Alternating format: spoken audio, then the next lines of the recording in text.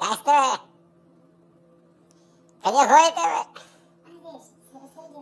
Чакай, стига говоря, че влизаш в това. В материала. Значи... Курти се казвам, от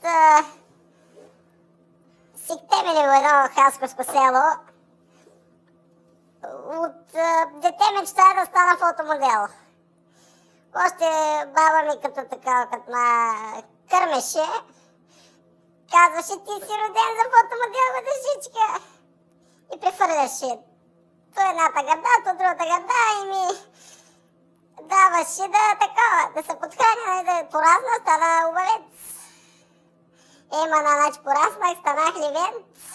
Днеска отивам на кастинг даже за Гучи и Долче и Фенди. Ако ме изберат, дали това си ми е мечта? Не може да се отрече, че има магнетизъм и чар, които трудно мога да избърка човек. Сега малко ще приличам на Константин от Pioneer Music. Това е друг въпрос, нали? Полузаспал, така, но... Красавец! Какво да го правиш?